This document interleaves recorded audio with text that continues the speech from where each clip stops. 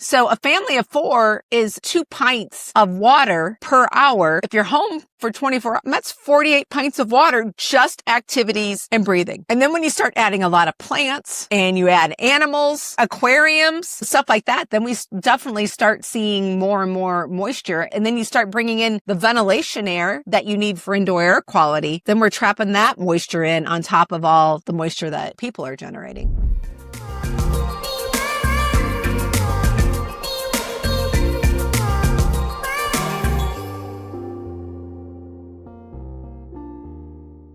Hey, everybody, and welcome back to the Awakening Spaces podcast. Today, I am going to be sharing a very special guest, Nikki Krueger. Nikki and I met originally at the Construction Instruction Institute here in Denver, Colorado, where she gave a presentation on applied building science. And before that, I had followed along with Nikki for a very long time because she does so much education and training around dehumidification. So Nikki is the Director of Marketing and Business Development at Thermistor's residential indoor air quality brand, Santa Fe freestanding dehumidifiers, and whole house ventilating dehumidifiers. She's been involved in the indoor air quality industry for over 20 years. She is a ResNet certified home energy rater, a member of the ACCA Manual Low Load Homes Advisory Committee, and she sits on the Building Envelope Committee for the Spray Polyurethane Foam Association. She's completed the ACCA Residential Design for Quality Installation certification and recently served on the 2024 National Green Building Standard Update Committee. She has quite the experience and credentials behind her, and she literally wrote the code for dehumidification in our crawl spaces. She educates builders, HVAC contractors, architects, engineers, crawl space contractors, and other professionals in the industry on building science of ventilation and moisture control in buildings.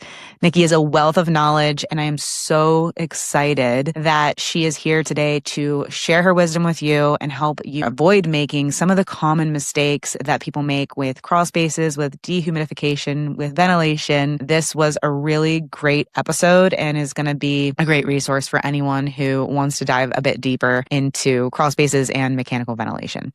So without further ado, let's dive in. Welcome to the podcast, Nikki. Thank you for having me. I am so excited to chat with you today. Man, I'm trying to think. I think the first time we met, I was taking a class at Construction Instruction Institute, and you and Emily Mottram were doing a presentation on applied building science. I learned so much from that class. I really just love how much you know about crawl spaces and dehumidification. And so I thought you'd be the perfect guest for my community to share, because obviously a lot of people listening are trying to be mold preventative. But first, I'd love for you to just introduce yourself, who you are, what you do, and what got you into this. Well, it's kind of come full circle recently. So I started out in indoor air quality over 20 years ago with April Air.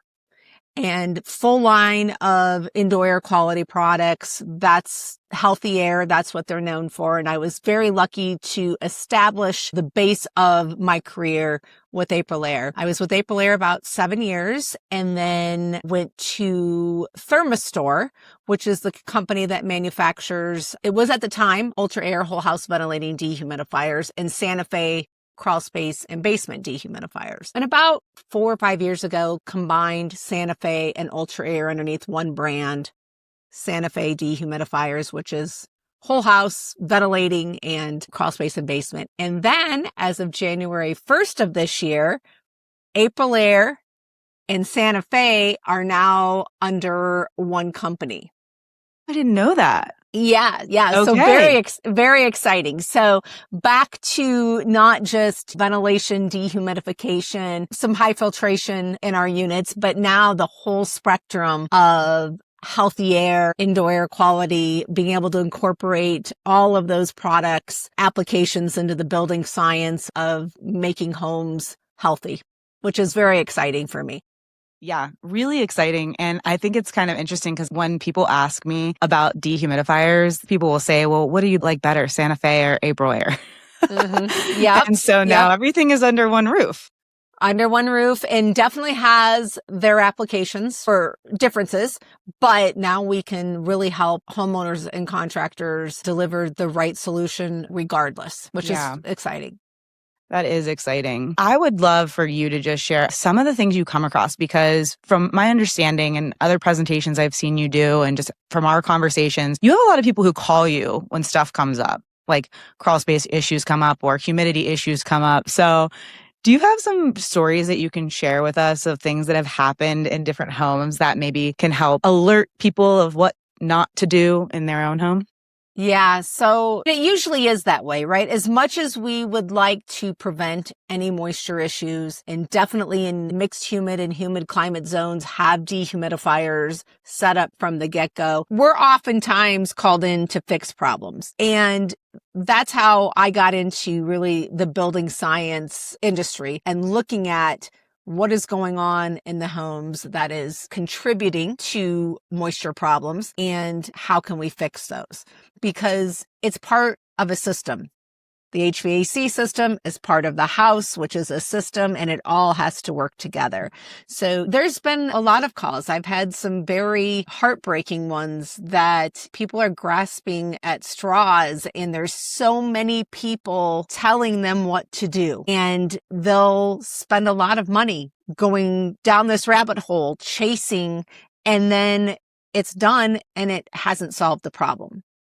So that's why you and I have talked quite a bit. And that's what I love about what you're doing, because it's not just picking one thing and saying, well, this is it and this is how we're going to fix it. It's really trying to understand, especially when you start working with people who have compromised immune systems and sensitivities.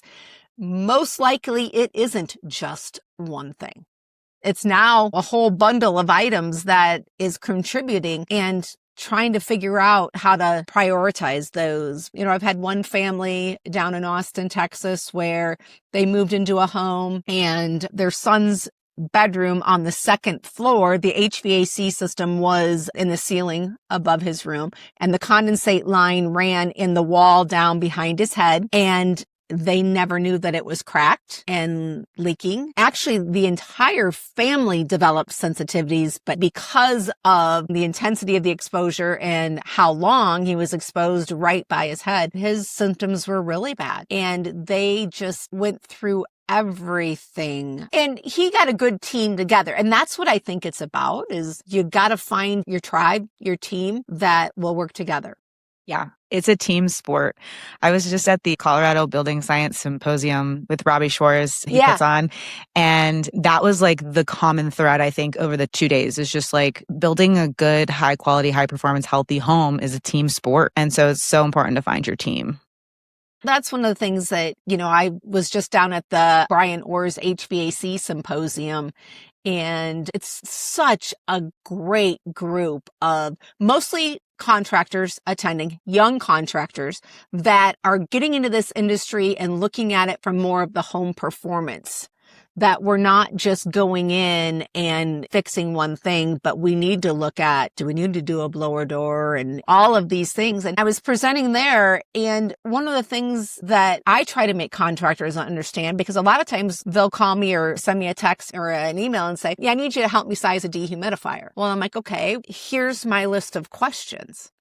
And none of them have to do with the actual dehumidifier, but all of the things that we need to be looking at, possibly fixing before we even apply a dehumidifier, because if we don't do it, it might not be successful. Or knowing these things, we might need a larger dehumidifier because we can't fix everything. So, you know, a lot of times they're like, I don't know. And I'm like, that's fine. At least you're admitting that, but there's other things that you do know that are going to help us better size that for the application. Because the worst thing is to install a dehumidifier and not have it work. And from the standpoint of the dehumidifier is working the way it's supposed to, but unfortunately in the application it's in, it's not solving the problem. Yeah. Okay. Can you rattle off a few of those things? Like, what are the things that people need to know before they can size a dehumidifier? Yep. So First and foremost, we really need to know how leaky the structure is. How much infiltration are we getting from the outside? And, how much of our air inside is going to the outside? So a blower door number is always great to have. There's times that I understand. We have a 1970s house. You're not going to go through and seal everything. You're not taking down cabinets. But can we get up in that attic? Can we try to seal as much as possible? When we were living in Northern Virginia, bought a 1950s home with the original insulation in the attic. And when I say that, there were definitely spots where there was no insulation in the attic in spots. For us, I remember sitting on the couch, and it was in July or August. And of course, we have a thermal camera, and I'm sitting there and I put it on the ceiling in the living room, and the ceiling in the living room was like 120 some degrees. Both of us being in the building science industry, we knew that was one of the first things that we were definitely going to have to deal with. But it's a 1950s home. When we redid that kitchen and, started working in there was no insulation in the walls. At that point for us, we weren't going to go through. So understanding that there's things that we're going to do and there's things that we're not going to do. And then if we can get a blower door test, that's great. Can we try to seal up as much as possible? Plus, that blower door test is going to also let us know where air is coming in from.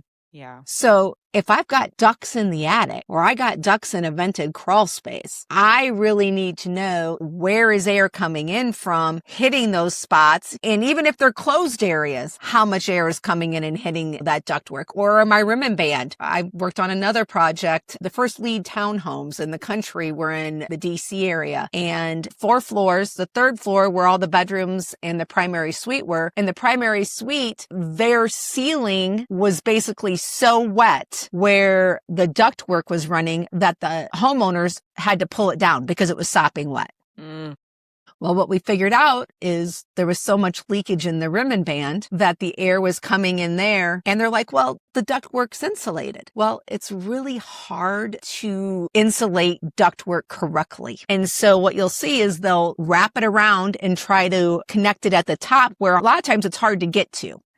And so it wasn't sealed real well, and air's going to find where it can condense. And so the rim and band is going to, so just also understanding where is my leakage, just not how much, but where is it? And that'll help us really define. And then understanding, okay, when my air conditioner is running, how much moisture is it removing?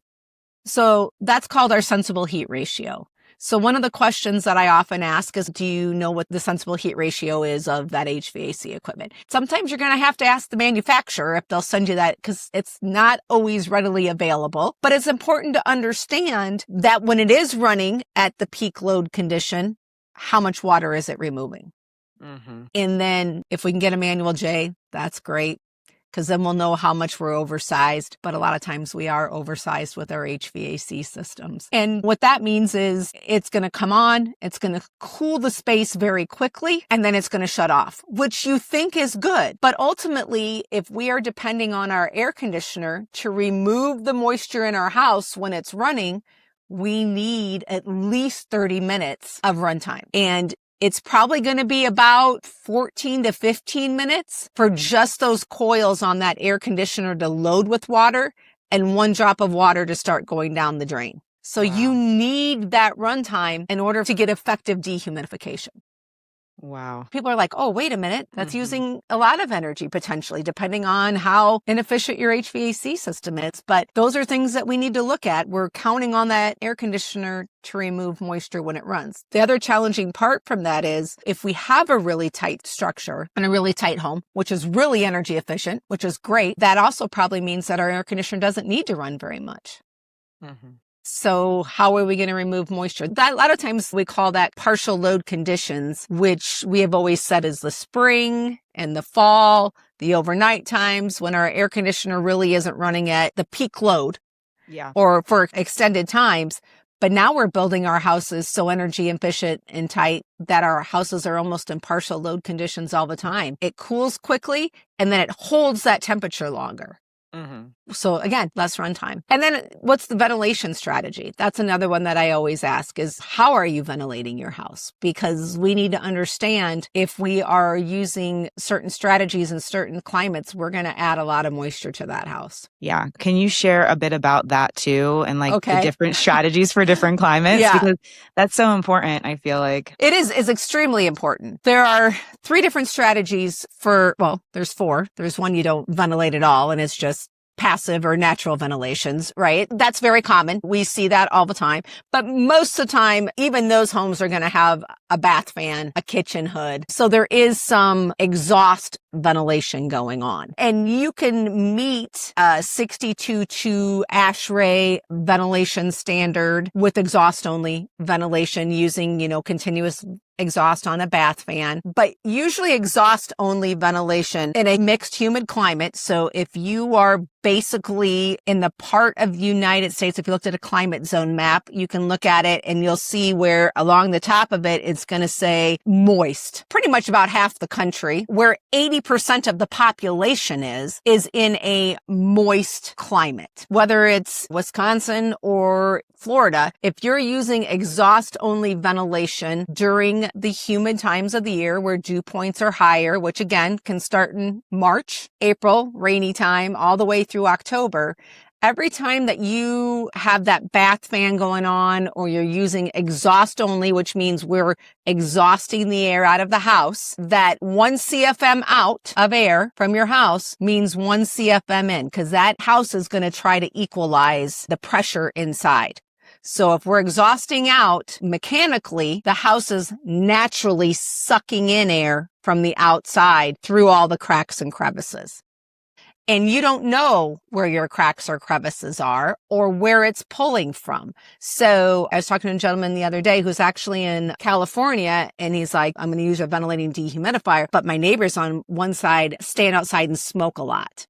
So I'm really concerned about where I'm bringing that air. Well, if you're using exhaust only, you're just sucking in from the outside and you don't know what it is, right? So that townhouse that I was telling you about that had the moisture issues, part of their rim and ban also shared with the neighbors next door who like to partake in, whether medicinal or not, smoking marijuana. So that was pulling in through their rim and band as well. So they were getting strong smells of that. Then we knew that we had some negative pressure also. So we have exhaust only. Again, we exhaust out, we suck back in. One of the biggest challenges is you don't know where you're going to get condensation then.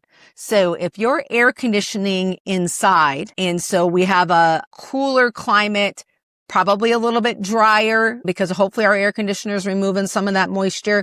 And then we have wet, hot air outside and it's coming in through those walls. We have the potential of getting condensation in our walls at that point. We have the potential of getting condensation on ductwork, water pipes. When people call me, they're like, well, my relative humidity is, and I'm like, we need to know what the dew point is. Let's try to figure out what the dew point is, because that way we'll understand where the condensation is. So that's the biggest pitfall of exhaust only ventilation. And then we've got supply only ventilation, which is what our ventilating dehumidifiers can do, bringing in the outdoor air and doing a positive pressure. But hopefully you're bringing it in through something where you can filter it. And a lot of times that could be just going on the return of the air conditioning system or the HVAC system or through a dehumidifier. But usually that's how it's coming in, fans pulling it in, filtering it, and then distributing it throughout the house.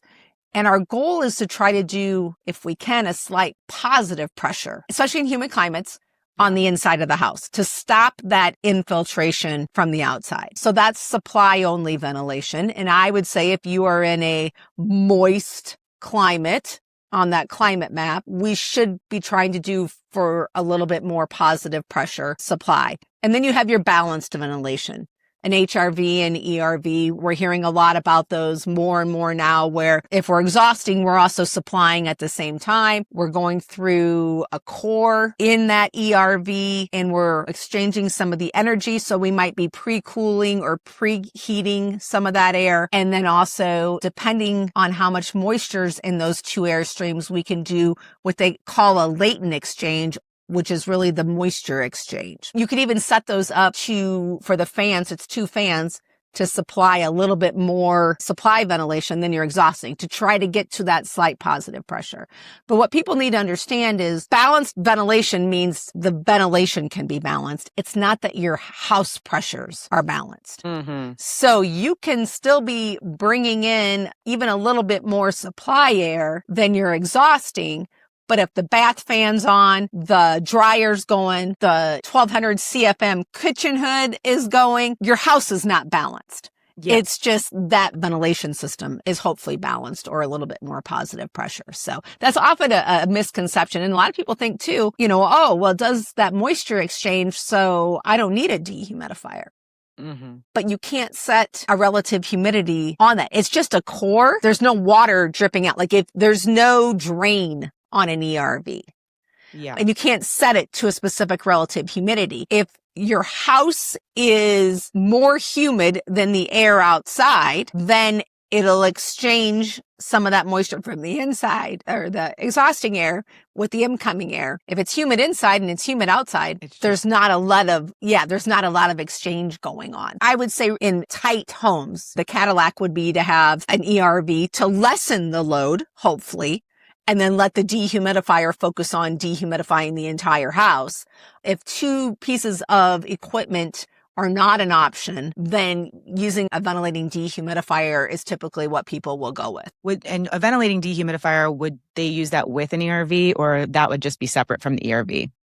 So installed wise, I would say to keep them separate is always best. Former colleague of mine, David Shrelevin, wrote an article on Green Building Advisor on different options for installing ERVs and dehumidifiers together.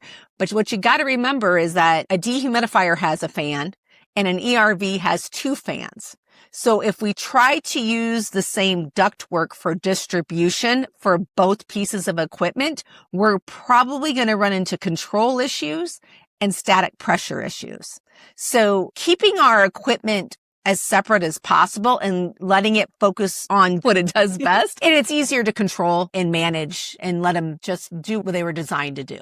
Yeah. If someone's building a new home, it's more expensive, right, to independently duct these different things. It gets a little harder when we're working with an existing home. We're not opening up all the walls. How do we get some of that balanced ventilation in there? Yeah, it's challenging. Yeah. Just to reiterate on your original point of just how much our building enclosure makes a difference. I just walked a passive house. I was in Boulder, Colorado, dry climate. And, the home is so incredibly tight, which is great. We don't want to not know where the air is coming into the walls, but they're adding multiple dehumidifiers here. And normally people are humidifying in my climate, but in this home, they're dehumidifying because just living in there, breathing in there, cooking in there, showering, it's causing so much humidity and there's nowhere for it to go. So it's not even just these hot, humid climates that are needing dehumidification now. Yeah. We're seeing it more and more because people understand. So it's typically about a quarter to a half pint of moisture per person. You'll get a quarter pint just from doing your activities. Cooking, cleaning, and then like another quart from just breathing. So a family of 4 is 2 pints of water per hour. If you're home for 24 hours, that's 48 pints of water, just activities and breathing. And then when you start adding a lot of plants and you add animals, aquariums, stuff like that, then we definitely start seeing more and more moisture. And a lot of times, in a humid climate, they're like, we want a tight house to keep the moisture out. But yeah, a tight house keeps the moisture in. And in humid climates, when you have a tight house and then you start bringing in the ventilation air that you need for indoor air quality, then we're trapping that moisture in on top of all the moisture that people are generating. Yeah, it's... And then if we have a crawl space, let's go there, Nikki. Let's go there. Let's talk about crawl spaces. I want people to reference this and be able to kind of know what they need to know about getting a dehu, but you are like the queen of crawl spaces too. Let's talk about the common question. Oh, but it's a crawl space. Like, how is that air getting into my home? And why does crawl space actually impact our health? In the times that we were building homes with crawl spaces that worked, we typically didn't have air conditioning in homes. The house was allowed to wet and dry and wet and dry. So if it got wet below the home, but it came up into the home, it might be wet for a little while, but it would eventually dry naturally. right? As long as materials and homes are allowed to wet and dry within a shorter amount of time, we are okay. We add air conditioning to our home, and now we've created this space up above this vented crawl space that is colder than the air outside of our walls and not having the ability to dry as much, being affected by the air coming up from underneath that crawl space. We're trapping it now in our enclosure. We're not opening our windows. We're not allowing that air from below to move up through the house, which really is called stack effect in the wintertime. In the summertime, in the shoulder seasons, it's reverse stack effect. Everything is trying to come in our house. So in the wintertime, we got a big hot air balloon. Everything is trying to get out. In the summertime, everything on the outside with our air conditioner running is trying to get into our homes. So when you bring that hot, wet air into a vented crawl space, the air is not coming in one vent, going across that crawl space and going out the other vent. The amount of HVAC systems and water heaters that are located in crawl spaces coming in, condensing on ductwork, on HVAC systems, on water pipes. And then through every crack and crevice, that air below is trying to make its way up into the house. So we've got some thermodynamics going on, right? The whole entire house is being affected by hot goes to cold. When that hot air comes into a cooler crawl space, usually 65, 70 degree crawl space, because we're in the ground, we don't have heat gain. So it's automatically cooling when it gets in that crawl space. And then it starts getting these cold surfaces and it's wet. But if we're drier in our living space because we're running the air conditioning, now we've got thermodynamics, wet goes to dry. So now that wet air below is trying to make its way, and water vapor is lighter than air. So water vapor is going to try to move its way up through every crack and crevice. Vented crawl spaces do not work like they were originally intended to. And so what we need to be thinking about doing, and what we see a lot of builders doing out of the gate now, is just closing up those crawl spaces from the get-go. We work with homeowners, contractors all the time on closing up crawl spaces. I worked with several building science experts and REITs. It's called REITs Drying Academy, which is a restoration school down outside of Atlanta. And we put together a 2-day building science crawl space encapsulation class. It's really about getting it right, because if you don't get it right, you can make it worse. It's a foundation of a home.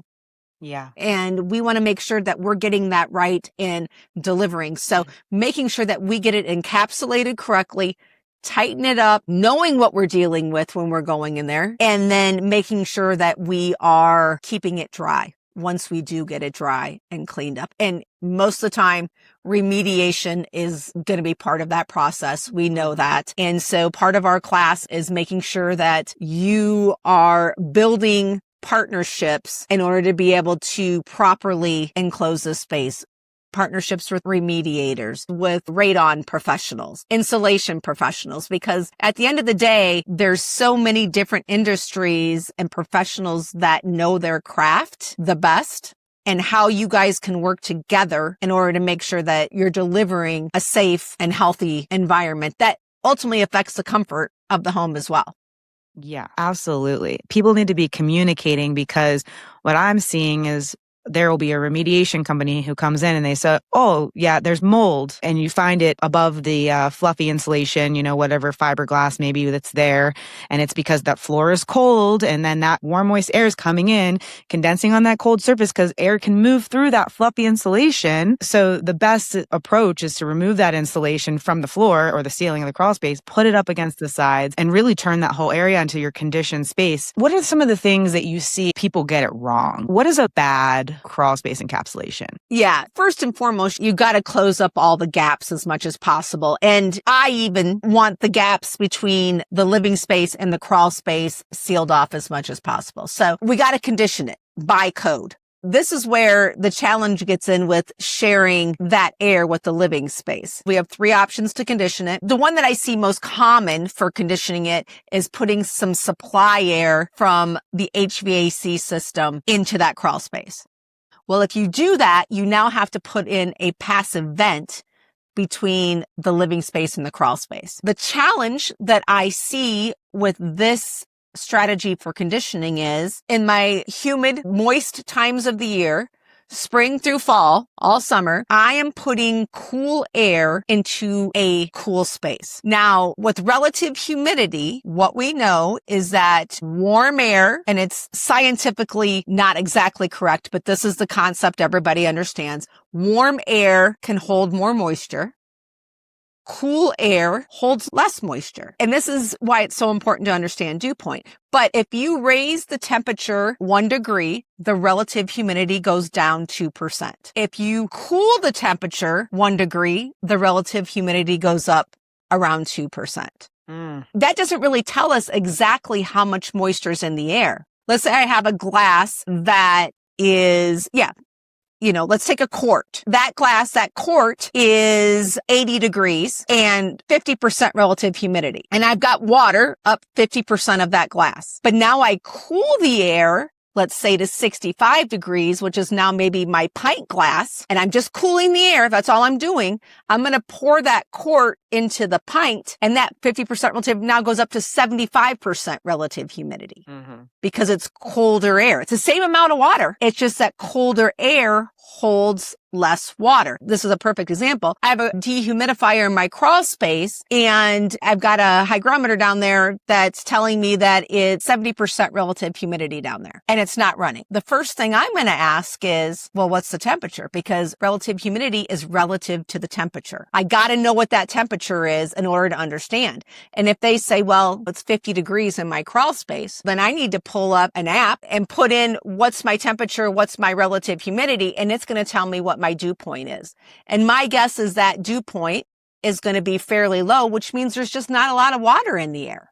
So if that dehumidifier were to be running, it would just be going into defrost mode all the time because the coils are just icing up because there's just not a lot of water in the air. That's important to understand. But going back to that supply strategy from our HVAC system, we're putting cool air into a cool space, trying to keep that crawl space dry based on a thermostat temperature and the comfort level of the occupants in the living space.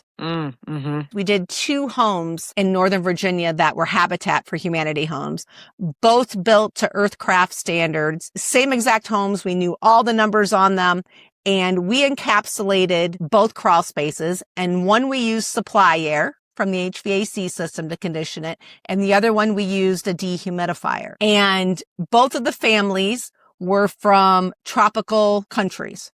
So they like to keep their thermostat at about 78 degrees. So immediately when we closed up those crawl spaces in April, a lot of moisture outside, mild temps, not running a lot of air conditioning, plus newer homes. So we've got a lot of construction moisture from the materials. Instantly, the one that was using supply air was above 70% RH for extended periods of time because they're not running the air conditioning. And there's a lot of moisture in the space based on the conditions outside and also construction moisture. The one that we put the dehumidifier in, we set it to 55% RH, regardless of where they put their thermostat, regardless of AC runtime, regardless of what's going on outside.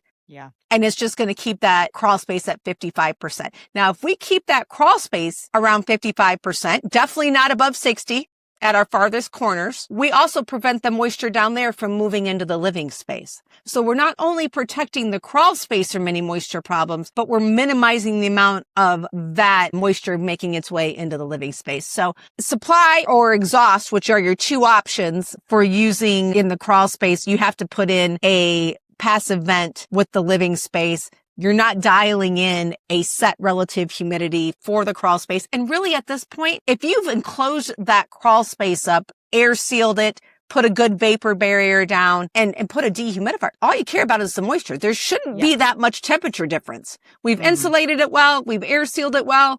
We got a good vapor barrier. We've sealed it. The vapor barrier's been taped, sealed up against the walls. We're good. All you care about is the moisture at that point.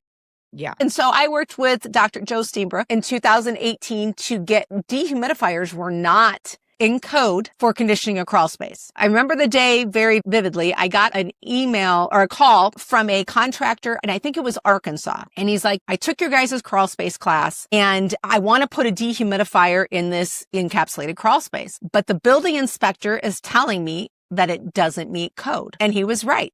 You had exhaust and supply. That's all you could do for a crawl space to condition it. And so I picked up the phone and I called and left Joe a message, and he called me back at 6:00 that night. He was in Aspen with Betsy, and he's like, I just left my beautiful wife in the bar and code is due at midnight tonight. We need to work on this right now. We're talking, 2016 at this point, because it's 2018 code. And I'm like, oh my, talk about pressure, like immediate pressure. And to the point where we didn't get it right. The first round in 2018, we did not get it right. The code said that you need 70 pints for every 1,000 square feet in a crawl space. If you had 1,001 feet in a crawl space, that meant you had to put in two 70-pint dehumidifiers or a bigger unit. A crawl space can be 2 feet tall, or a crawl space can be 6 feet tall. We went back to the drawing board. Joe and I were working on it like, we got to get it right the next round. And so I talked to a lot of our contractors and our experts and other dehumidifier manufacturers. And I'm like, there's so many variables. There's so many variables when it comes to crawl spaces and moisture. And I'm like, what should it say? And finally, I went back to Joe and I'm like, can we say size per manufacturer's recommendation? And he's like, oh, well, I don't think that's complicated enough for code. And he's like, but let's give it a go. Because it's not just Joe. I mean, this has to go through the committees. He's got to get up and basically justify it and argue it and get everybody and they actually accepted it. That was really good. Now we're to the point where different manufacturers have different sizing recommendations. So trying to make people understand that as well. But yeah, it was really interesting. And, his response was, what I called him basically also was, I did the effing research 20 some years ago. I just never did anything with it and got it into code. And so I think that's why he responded so quickly, is because he knew. He had done the research. He had everything to support that. Really, when we look at keeping a space dry, it's not diluting. Supply air is diluting. It's not removing. Yeah. And that's what we want to be doing. If we want to be dehumidifying the inside of our house, a closed attic, a closed crawl space, removing is the key, and removing to a set point that keeps our houses safe from potential microbial growth or mold or wood rot in our crawl spaces, keeping them, our structure safe, our largest asset safe, and then also keeping them healthy and comfortable. You got to remove the water, and it's got to be set to a set point regardless of the air conditioning runtime. Yeah. Because when we size our HVAC equipment, hopefully we're doing a manual J. A lot of times it's still not happening. We are oversizing. And when we say that we're sizing our equipment to peak loads, most people don't understand that system's going to run at peak load about 1% of the year. So they're sizing it for worst case scenario. Which is about 1% of the year. If you're not getting that longer runtime at the hottest day of the year, their conditions are 75 degrees and 50% relative humidity, and that's what they're going to size for the hottest day of the year, 1%.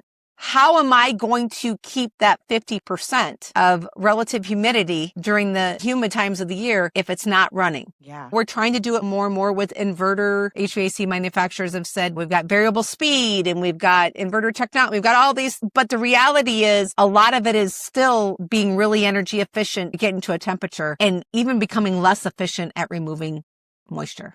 Yeah. At that point, a lot of times you're overcooling to dehumidify still. Yeah. And then you're super uncomfortable still. Yep. And potential condensation issues. Exactly. Depending what's going on. Yeah. So Ken Gehring, who I'm sad that doesn't attend building science summer camp anymore. He was one of the originals, but he invented this technology back in the mid 90s. AC is king, but when the king's sleeping, that's when the queen shines, is what he says, and that's the dehumidifier, right? And so he's on a forum called HVAC Talk, old school forum, HVAC, been around a long time. He's known as Teddy Bear. He's 84 years old. That's where he spends his time. And I think last I looked, he was almost close to 13,000 posts. People seek him out. Homeowners seek him out. Builders, architects, contractors about moisture issues, because he's the first one to tell you dehumidifier is not going to fix that problem. Yeah. And I've been very lucky to have a mentor like that. Yeah. To realize that from the get-go, we might manufacture dehumidifiers, but we want them to be successful. And so I've been very lucky with the mentors I've had in this industry. It's amazing. Yeah. Absolutely.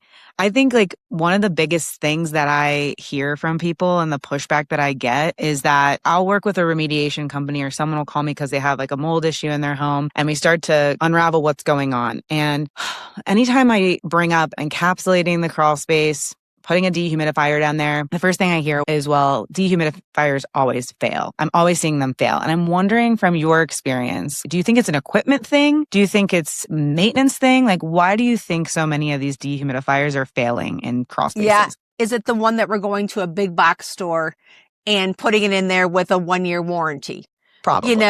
And a lot of those are not designed to run in those cooler spaces for extended periods of time. Most likely there's a 1 to 2 year warranty. Is there a bucket? Let's look at a dehumidifier. On that dehumidifier, we're going to set what the relative humidity is that we want it to be, right? So let's say that we choose 55% is what we usually recommend in a crawl space.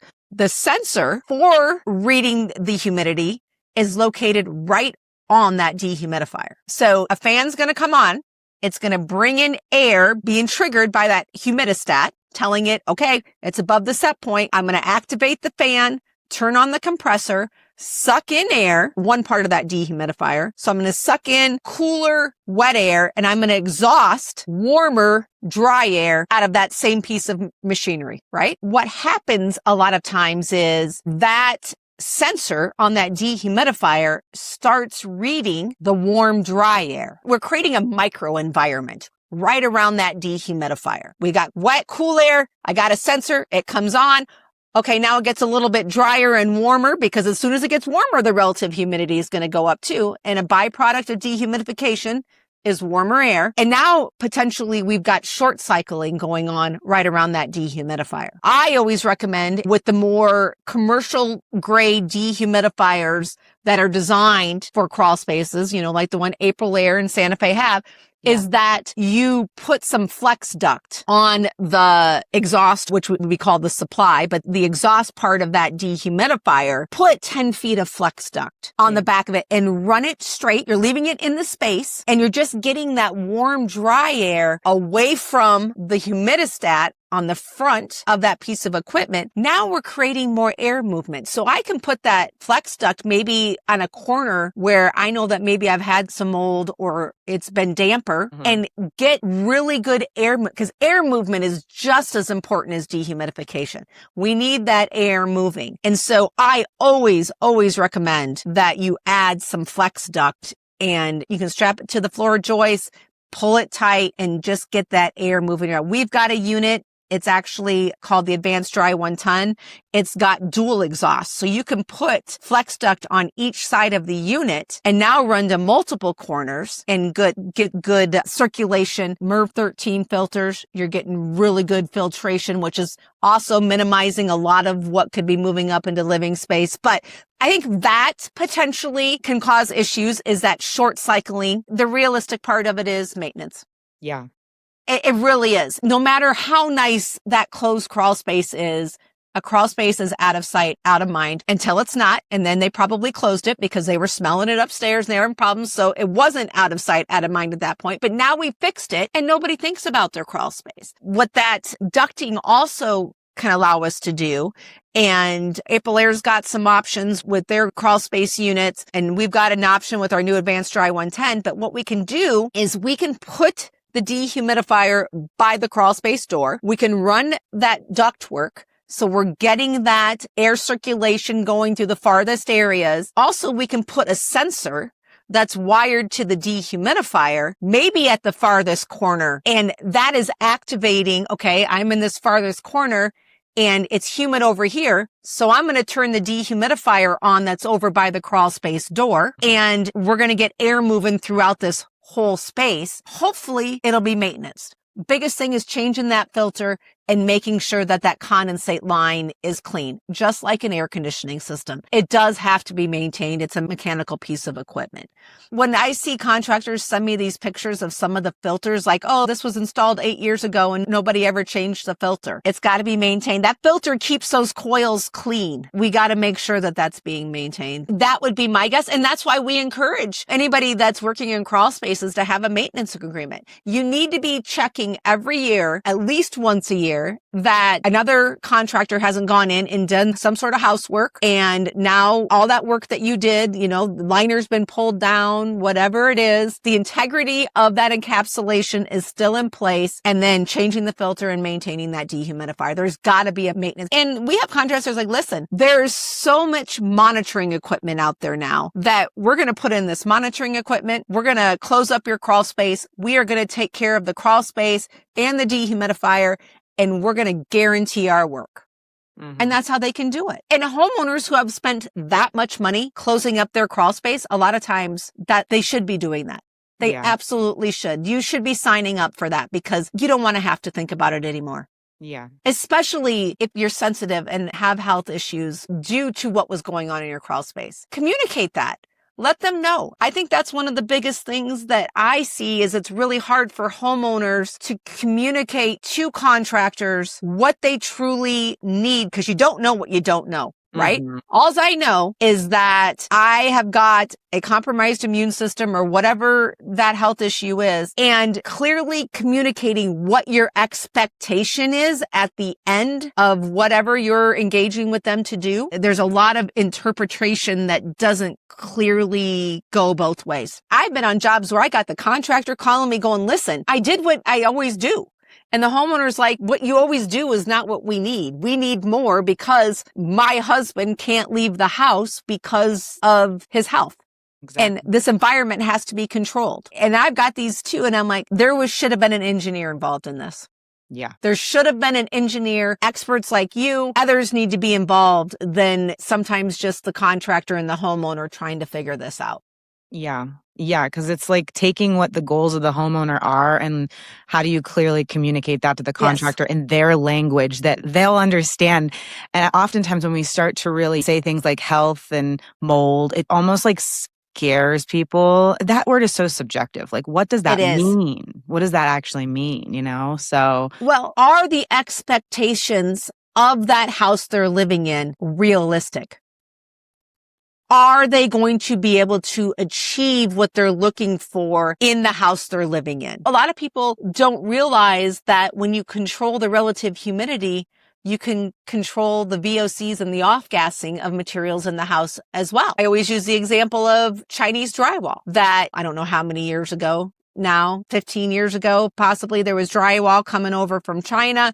There was a lot of off-gassing happening from this drywall. We were getting formicary corrosion on all the coils, the refrigerator coils, HVAC coils in these homes in Florida. So we knew that there were chemicals off-gassing, right? Of course, one of the ways to help minimize that was to control the relative humidity. But at that point, people wanted out of their house, right? What we know is that drywall made it farther north.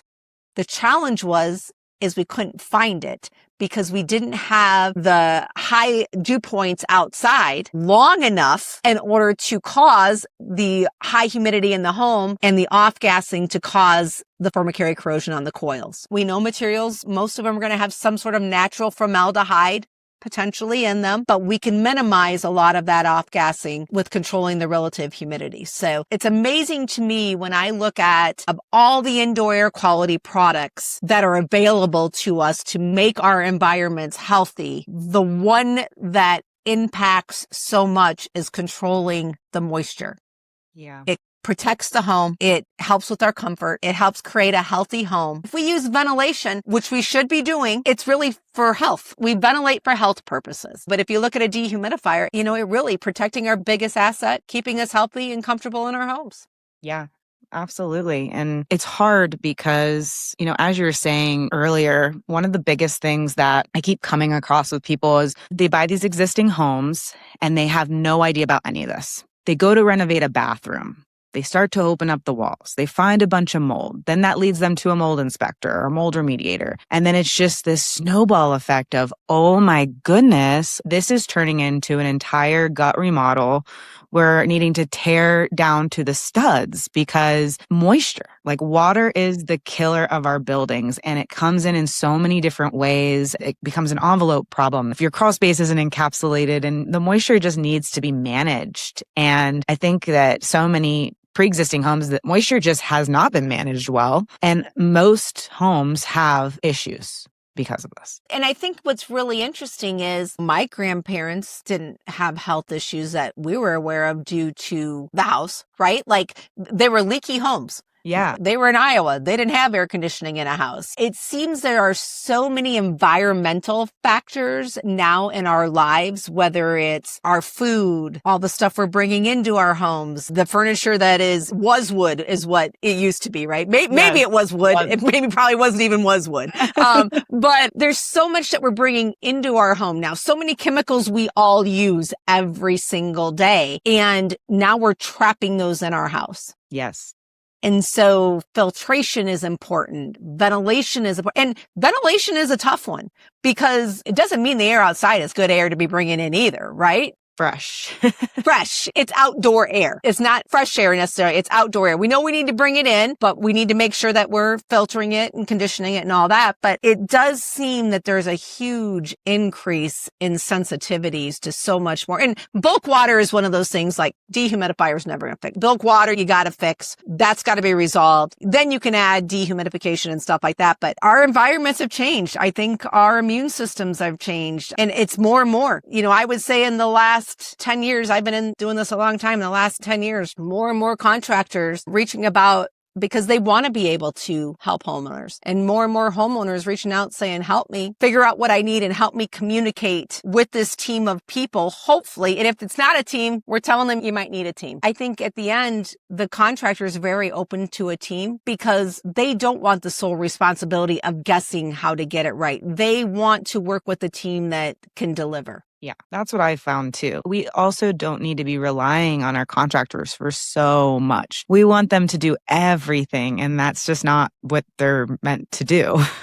Yeah, I think seeing the shift in the industry from any kind of contractor, anybody in the trades being looked at as, oh, they're going to come and fix my HVAC, that's it. And then they're going to leave. And then you look at it and it's like, okay, this is the person that you're counting on to heat, cool, ventilate, clean the air, make you comfortable, help you stay healthy 24/7, 365 days of the year. That's a lot of responsibility. That's a lot. And now you're going to throw everything that you're going through with expectations that are even more than that, because that's the unfortunate situation, right? It's amazing time to be in working with the trades. It really is, because there really is this whole movement of looking more at home performance. And we're not going to just go in and fix the coil, but I'm going to go in and because there's a real comfort issue here, and we're going to figure out holistically what is going on and making sure that we're bringing in the right people to help fix it. So, And we've got a lot of existing housing stock, and people's tolerance for being outside of what we call the San Diego effect. Everybody wants 75 degrees and 50% relative humidity all the time. And we don't have that tolerance of, oh, it's really hot, I'm going to go sit on my front porch in the evening. Nobody opens their windows anymore. So we're keeping our environments tight, and now we've got to condition it and get it. And the trades are trying to do it, and God bless them. God bless. I mean, the demand of what we're asking for is so incredibly high. It's the importance of, like this conversation is because a lot of times we don't think of that, right? We don't. For anyone who's listening, to take away too is just we have to have realistic expectations too on who we're working with. But one presentation you did, Nikki, that really stood out was the one at IBS last year, was the no good deed goes unpunished. And I think another thing for those listening, they need to think about is when you are going to make any change to your house, it is influencing the way that our mechanical systems are working. So we can't go into adding more insulation or air sealing our house without considering our mechanical systems. Yep. And that's a lot of times is like, you just think about, oh, I'm going to put in new windows. And like you said, one change can have a ripple effect. The biggest one that I've often heard is, they do go in and they air seal and add more insulation. And I remember this lady calling me and she's like, now I have this cat pee smell in my house. I'm like, well, the cat pee smell was probably always there, but your house was always so leaky that you had enough natural ventilation that maybe you didn't smell it as much. But, so as soon as you change something, and of course she wanted to blame somebody, right? And it's like, once we make a change, it's a ripple effect. So, well, thank you so much for this conversation and just all the work that you do and education you provide. You have so many amazing interviews online. You guys, if you want to learn and go deep dive on dehumidification, that was like before we actually met. I was deep diving all of your videos. You have so much great stuff. There's so much out there if you want more of this. But there's one last question I always ask everyone. This could be whether it's your personal life or through the work that you're doing, but is there anything that you would like to share with people that, you feel like has changed you as a person or the way that you move through the world? I think the biggest, and I would have to say it definitely has come from this community, is I think coming in and onto the building science side and HVAC, that I wanted to deep dive. I wanted to learn as much as I could because I didn't want to ever sound stupid. And then I realized that people really just want to help you and they really want to share their knowledge. And, it's hard for me because, well, not hard. I'm very lucky, but I've been asked sometimes like, who's your mentor? And I'm like, oh my gosh, when I have to sit down and think about all the people that have impacted my trajectory of my career, but also of my life and the amazing friends that I've made, it's ones that I've been like, you know what? I don't know the answer to that, but I know somebody who does, and either connecting them or just sitting down and learning from them. People are so willing. It's a great industry. It's a great community. And I get to meet people like you that are doing amazing things, but there's a lot of people that really just want to help people and make things better. And sometimes I don't think the trades get the credit they deserve for really wanting to be able to do that as well. Yeah, I couldn't agree with you more. I was thinking about that earlier as you were talking about your various mentors. I'm thinking, wow, like who's my mentor? You're one of my mentors. There's been so many people in this industry who have just shared nuggets of wisdom along the way that have just guided me in the right direction. And that's like one of the reasons I wanted to start this podcast, to help spread these voices that have been so influential to me and have helped. Because the reality is, just like you said, everyone just wants to help. And we have to be talking and having conversations because that's how we make change, because we don't always have the answer. There's never usually a black or white, but someone else might know. And it's like following the breadcrumbs until we find the right. My best friends are ones I've met. My husband, I met in the industry. So for me, it's all been life-changing. And I just think, again, you just let your defenses down. You don't have to know it all. There's people out there that know so much. You just an email, pick up the phone. It might be a week or two. I have that all the time. I'm like, oh my gosh, I got to get back to this person, but I will do it. I promise. And they're giving this information out for free, and it's to do better. Absolutely. Oh, I just love you so much, Nikki. You're amazing. Thank you. Ditto. I would love for you to just share with people, where can people find you? How can they get a hold of you if they want to contact LinkedIn is probably the best way to connect with me. So Nikki Krueger, I would say there. And then on Instagram, I think it's Nikki Krueger IAQ as well. And I get a lot of messages on there. But yeah, LinkedIn would be the best way. Awesome. Well, thank you so much. Thank you. Thanks so much for tuning in to the Awakening Spaces podcast. If you're ready to take what you've learned and start applying it to your own home, then there's a few ways that we can support you. On our website, you can find a collection of free and paid guides and courses that will walk you through everything from designing a healthy home to choosing safe materials and reducing mold, chemical, and EMF exposure. And if you're looking for more personalized guidance, then we also offer one-on-one consulting and design support, where we act as your owner's representative to help you plan, manage, and execute your new build or renovation project with confidence. You can explore all of these offerings on our website at awakeningspaces.com. And if this podcast has helped you in any way, we would be so incredibly grateful if you would like, subscribe, and share this podcast so that it can reach more people. Until next time, thank you so much for listening and being here and stepping into what it means to be an awakened homeowner.